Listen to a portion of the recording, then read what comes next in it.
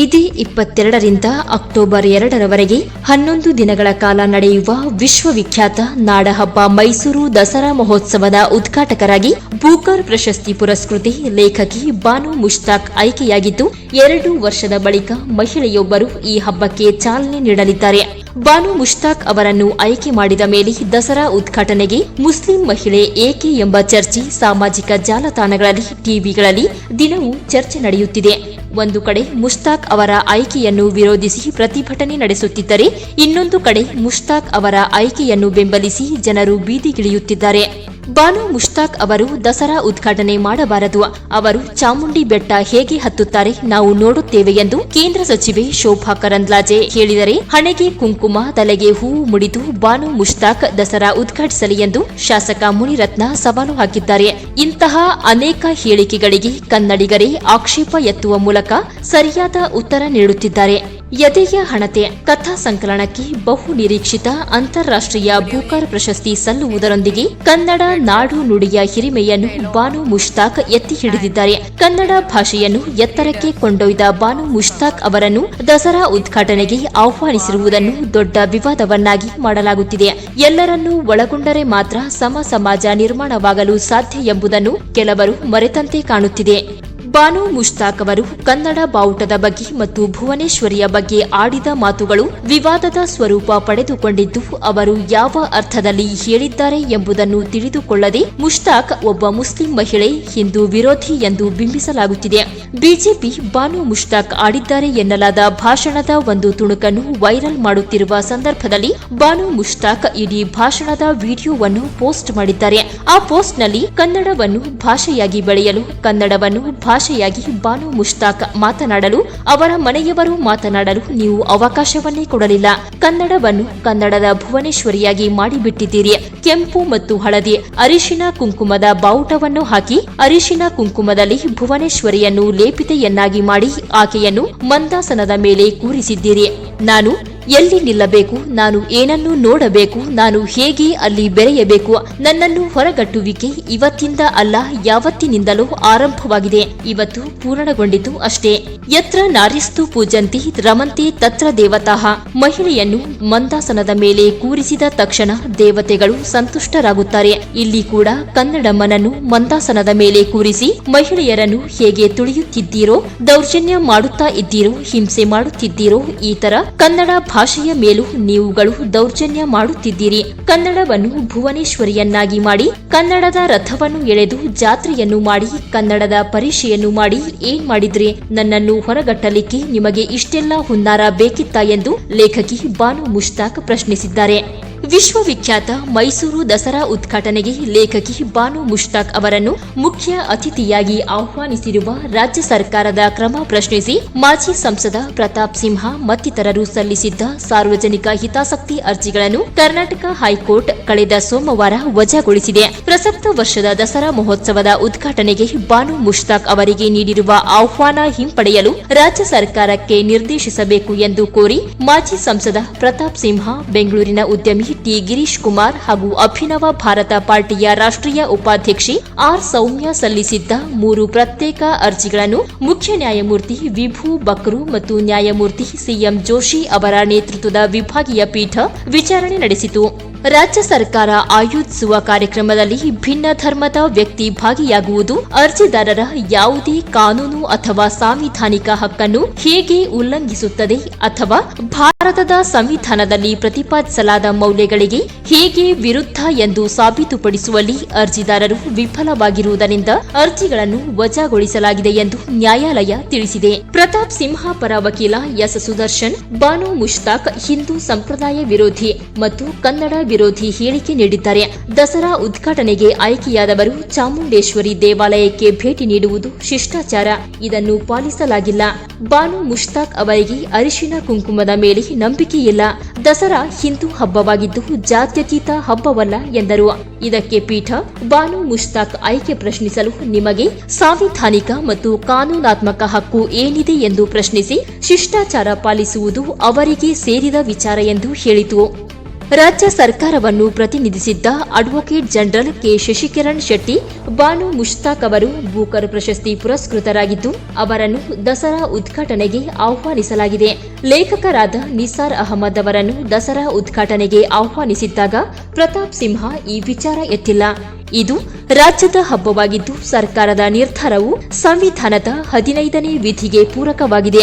ಎಲ್ಲಾ ಪಕ್ಷಗಳ ಮುಖಂಡರ ದಸರಾ ಸಮಿತಿಯು ಅತಿಥಿ ಆಯ್ಕೆಯನ್ನು ಮುಖ್ಯಮಂತ್ರಿಗೆ ನೀಡಿತ್ತು. ಮುಖ್ಯಮಂತ್ರಿ ಬಾನು ಮುಷ್ತಾಕ್ ಅವರನ್ನು ದಸರಾ ಉದ್ಘಾಟನೆಗೆ ಆಯ್ಕೆ ಮಾಡಿದ್ದಾರೆ ಎಂದರು. ಹಿಂದೂ ಮುಸ್ಲಿಂ ಎಂದು ಕಂದಕ ಸೃಷ್ಟಿಸುವವರ ವಿರುದ್ಧ ಕಠಿಣ ಕ್ರಮವಾಗಬೇಕು. ಇದನ್ನು ಮೊಳಕೆಯಲ್ಲಿ ಚಿವುಟಿ ಹಾಕಬೇಕು. ದಸರಾ ಜಾತ್ಯತೀತ ಹಬ್ಬವಾಗಿದ್ದು ಇದನ್ನು ಧಾರ್ಮಿಕ ಕಾರ್ಯಕ್ರಮ ಎಂಬುದಾಗಿ ಬಿಂಬಿಸಲಾಗುತ್ತಿದೆ ಎಂದು ಆಕ್ಷೇಪಿಸಿದರು. ಈ ವೇಳೆ ಸುದರ್ಶನ್ ನಿಸಾರ್ ಅಹಮದ್ ಅವರು ಮುಸ್ಲಿಂ ಆಗಿದ್ದರೂ ಕನ್ನಡ ಮಾತೆಯ ಬಗ್ಗೆ ಪದ್ಯ ಬರೆದಿದ್ದಾರೆ. ನಿಸಾರ್ ಅವರು ಕನ್ನಡ ವಿರೋಧಿ ಹೇಳಿಕೆ ನೀಡಿರಲಿಲ್ಲ ಎಂದರು. ಈ ಹಂತದಲ್ಲಿ ಪೀಠವು ವಿಜಯದಶಮಿ ಎಂದರೇನು ಎಂದು ಪ್ರಶ್ನಿಸಿ ಕೆಟ್ಟದರ ವಿರುದ್ಧ ಒಳ್ಳೆಯದರ ವಿಜಯ ಎಂಬುದಾಗಿದೆ. ಈ ಹಬ್ಬವನ್ನು ದೇಶಾದ್ಯಂತ ಆಚರಿಸಲಾಗುತ್ತದೆ ಎಂದು ಹೇಳಿ ಪ್ರಕರಣವನ್ನು ಸಮಾಪ್ತಿಗೊಳಿಸಿತು. ಈ ಕುರಿತು ಪ್ರತಿಕ್ರಿಯಿಸಿದ ಮುಖ್ಯಮಂತ್ರಿ ಸಿದ್ದರಾಮಯ್ಯ, ಬಾನು ಮುಷ್ತಾಕ್ ಅವರನ್ನು ದಸರಾ ಹಬ್ಬಕ್ಕೆ ಆಹ್ವಾನಿಸಿರುವುದು ಸರ್ಕಾರದ ತೀರ್ಮಾನ. ಅದರ ವಿರುದ್ಧ ಪ್ರತಾಪ್ ಸಿಂಹ ಸಲ್ಲಿಸಿದ್ದ ಸಾರ್ವಜನಿಕ ಹಿತಾಸಕ್ತಿ ಅರ್ಜಿಯನ್ನು ಹೈಕೋರ್ಟ್ ವಜಾಗೊಳಿಸಿದೆ. ಆದ್ದರಿಂದ ನ್ಯಾಯಪೀಠದಿಂದ ನ್ಯಾಯ ಸಿಕ್ಕಿದೆ ಎಂದು ಹೇಳಿದರು. ಜಾತ್ಯತೀತ ವ್ಯವಸ್ಥೆಯಲ್ಲಿ ನಾವಿದ್ದೇವೆ. ನಾಡಹಬ್ಬ ದಸರಾ ಮಹೋತ್ಸವವನ್ನು ಸಾಹಿತಿ ಬಾನು ಮುಷ್ತಾಕ್ ಉದ್ಘಾಟಿಸಬಾರದು ಎಂದು ಹೇಳುವುದರಲ್ಲಿ ಅರ್ಥವಿಲ್ಲ. ಸಂಸದರಾಗಿದ್ದವರಿಗೆ ಸಂವಿಧಾನ ಗೊತ್ತಿಲ್ಲ ಎಂದರೆ ಅಂಥ ಮೂರ್ಖರ ಬಗ್ಗೆ ಎಚ್ಚರದಿಂದ ಇರಬೇಕು ಎಂದು ಹೇಳಿದರು. ಬಾನು ಮುಷ್ತಾಕ್ ಒಂದು ಸಂದರ್ಶನದಲ್ಲಿ ಈ ಸಮಾಜಕ್ಕೆ ವಿನಾಶ ಇರುವುದು ಕೆಟ್ಟದನ್ನು ಮಾಡುವವರು, ಕೆಟ್ಟದನ್ನು ಜನರ ಮೇಲೆ ಪ್ರಯೋಗಿಸುವವರು, ಕೆಟ್ಟದನ್ನು ವಿಜೃಂಭಿಸುವಂತಹ ಜನರಿಂದ ಅಲ್ಲ, ಅದನ್ನು ನೋಡಿ ಮೌನವಾಗಿ ಇರುವ ಜನರಿಂದ ಈ ಸಮಾಜ ನಾಶ ಆಗುತ್ತಿರುವುದು. ಹೀಗಾಗಿ ಮೌನ ಎನ್ನುವುದು ನಿಜವಾಗಿಯೂ ಘೋರ ಅಪರಾಧವಾಗಿದೆ ಎಂದು ಹೇಳುತ್ತಾರೆ. ಖಂಡಿತ ಇಂದು ನಾವುಗಳು ಹಿಂಸೆ ಅನುಭವಿಸುತ್ತಿರುವುದು ಅಶಿಕ್ಷಿತರಿಂದ ಅಥವಾ ಜ್ಞಾನವಿರದ ವ್ಯಕ್ತಿಯಿಂದಲ್ಲ. ಸಮಾಜದ ಆಗು ಹೋಗುಗಳ ಕುರಿತು ಸಂಪೂರ್ಣ ಅರಿವು ಇರುವ ಗಂಡಸರಿಂದ. ಗಂಡಸು ಎಷ್ಟೇ ಒಳ್ಳೆಯ ಶಿಕ್ಷಣ ಪಡೆದರೂ, ಎಷ್ಟೇ ಉನ್ನತ ಸ್ಥಾನಕ್ಕೆ ಏರಿದರೂ ಹೆಂಡತಿಯನ್ನು ಕಾಲು ಕಸದ ತರ ಕೀಳಾಗಿ ನೋಡುವ ಮನಸ್ಥಿತಿಯಿಂದ ಇನ್ನೂ ಹೊರಗೆ ಬಂದಿಲ್ಲ ಎಂದರೆ ಆಶ್ಚರ್ಯವೇ ಸರಿ. ಇಲ್ಲಿ ಕೆಲವು ಗಂಡಸರು ಹೆಣ್ಣಿನ ಮೇಲೆ ದೌರ್ಜನ್ಯ, ಹಿಂಸೆ ಮಾಡಿ ವಿಜೃಂಭಿಸುತ್ತಿದ್ದಾರೆ. ಹೆಣ್ಣಿನ ಬಗ್ಗೆ ಅವಾಚ್ಯ ಶಬ್ದಗಳಿಂದ ನಿಂದಿಸಿ ಅವರ ಮಾನಹಾನಿಗೆ ಯತ್ನಿಸುತ್ತಿದ್ದಾರೆ. ಇದೆಲ್ಲ ಗೊತ್ತಿದ್ದರೂ ಮೌನವಾಗಿ ಇದ್ದು ಹೆಣ್ಣಿಗೆ ಶೋಷಣೆ ಮಾಡುವ ಜನರಿಗೆ ಬೆಂಬಲ ನೀಡುವ ಸಾಕಷ್ಟು ಜನ ನಮ್ಮ ನಿಮ್ಮ ನಡುವೆ ಇದ್ದಾರೆ. ಹೆಣ್ಣಿನ ನಿರಂತರ ಶೋಷಣೆಯ ವಿರುದ್ಧ ಧ್ವನಿ ಎತ್ತುವ ಕೆಲಸ ಆಗಬೇಕಿದೆ. ಅದು ಗಂಡಸರಿಂದಲೇ ಆದರೆ ಇನ್ನೂ ಉತ್ತಮ. ನಿತ್ಯೋತ್ಸವ ಕವಿ ಕೆಎಸ್ ನಿಸಾರ್ ಅಹಮದ್ ಅವರು ಒಬ್ಬ ಮುಸಲ್ಮಾನ. ಪ್ರತಾಪ್ ಸಿಂಹ ಅವರು 2017ರಲ್ಲಿ ಸಂಸದರಾಗಿದ್ದಾಗ ಕವಿ ಕೆಎಸ್ ನಿಸಾರ್ ಅಹಮದ್ ಅವರು ದಸರಾ ಉದ್ಘಾಟಿಸಿದ್ದರು. ಹೀಗಿರುವಾಗ ಬಾನು ಮುಷ್ತಾಕ್ ಅವರ ದಸರಾ ಉದ್ಘಾಟನೆಯನ್ನು ವಿರೋಧಿಸುವುದರಲ್ಲಿ ಯಾವುದೇ ಹುರುಳಿಲ್ಲ. ಈಗ ಬೇಕಾಗಿರುವುದು ಹಿಂದೂ ಮತ್ತು ಮುಸ್ಲಿಮರ ನಡುವೆ ಪರಸ್ಪರ ಗೌರವವೇ ವಿನಃ ಯಾವುದೇ ಒಂದು ಧರ್ಮದ ಸಂಪ್ರದಾಯವನ್ನು ಇನ್ನೊಂದು ಧರ್ಮದವರು ಅನುಸರಿಸಬೇಕು ಎನ್ನುವುದಲ್ಲ. ಎಲ್ಲಕ್ಕಿಂತ ಮುಖ್ಯವಾಗಿ ಬಾನು ಮುಷ್ತಾಕ್ ಅವರು ಉದ್ಘಾಟಿಸುತ್ತಿರುವುದು ನಾಡಹಬ್ಬ ದಸರಾ ಉತ್ಸವವನ್ನೇ ವಿನಃ ನವರಾತ್ರಿ ಪೂಜೆಯನ್ನಲ್ಲ ಎಂಬುದನ್ನು ನಾವೆಲ್ಲ ಅರ್ಥ ಮಾಡಿಕೊಳ್ಳಬೇಕಾಗಿದೆ. ಮೈಸೂರು ದಸರಾ ಹಬ್ಬವನ್ನು ನಾಡಹಬ್ಬ ಎಂದು ಗುರುತಿಸಿದ ಮೇಲೆ ಅದು ಒಂದು ಜನಾಂಗಕ್ಕೆ, ಒಂದು ಧರ್ಮಕ್ಕೆ ಸೀಮಿತವಾಗಿಲ್ಲ. ಏಕ ಸಂಸ್ಕೃತಿಯ ಪ್ರತೀಕವೂ ಅಲ್ಲ. ಅದು ಎಲ್ಲರ ಹಬ್ಬ, ಎಲ್ಲ ಧರ್ಮ ಹಾಗೂ ಎಲ್ಲ ಜನಾಂಗದವರ ಹಬ್ಬ. ಮೈಸೂರು ದಸರಾ ಹಬ್ಬದ ಸೌಹಾರ್ದತೆಗೆ ಒಂದು ದೊಡ್ಡ ಇತಿಹಾಸವೇ ಇದೆ. ಜಂಬೂ ಸವಾರಿ ಮೆರವಣಿಗೆಯಲ್ಲಿ ಅಂಬಾರಿ ಮೇಲೆ ತಾಯಿ ಚಾಮುಂಡೇಶ್ವರಿ ಮೂರ್ತಿಯನ್ನು ಕುಳ್ಳಿರಿಸಲಾಗುತ್ತದೆ. ಚಾಮುಂಡೇಶ್ವರಿ ಕನ್ನಡ ನಾಡಿನ ದೇವತೆ. ನಾಡಿನೊಳಗೆ ಇರುವ ಎಲ್ಲರನ್ನೂ ಕಾಪಾಡುವವಳು ತಾಯಿ ಚಾಮುಂಡೇಶ್ವರಿ. ಚಾಮುಂಡೇಶ್ವರಿ ದೇವಾಲಯದ ಮುಂಭಾಗದಲ್ಲಿರುವ ಮಂಟಪವನ್ನು ಕಟ್ಟಿಸಿದ್ದು ಒಬ್ಬ ಮುಸ್ಲಿಂ ಭಕ್ತ. ಶತಶತಮಾನಗಳಿಂದ ಆನೆಯ ಬೆನ್ನಿನ ಮೇಲೆ ನಾಡ ದೇವತೆ ಚಾಮುಂಡೇಶ್ವರಿ ದೇವಿ ಕುಳಿತುಕೊಳ್ಳುವ ಆಸನ ಅಂಬಾರಿಯನ್ನು ಕಟ್ಟುವ ಒಂದೇ ಒಂದು ಸಮುದಾಯ ಅಂದರೆ ಅದು ಮುಸ್ಲಿಂ ಸಮುದಾಯ.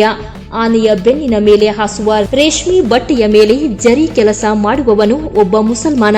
ಕಳೆದ 16 ವರ್ಷಗಳಿಂದ ಆನೆಗಳಿಗೆ ತರಬೇತಿ ನೀಡಿ ಅವುಗಳನ್ನು ಆರೋಗ್ಯವಂತವಾಗಿ ನೋಡಿಕೊಳ್ಳುತ್ತಿರುವ ಪಶು ವೈದ್ಯ ಕೂಡ ಒಬ್ಬ ಮುಸಲ್ಮಾನ.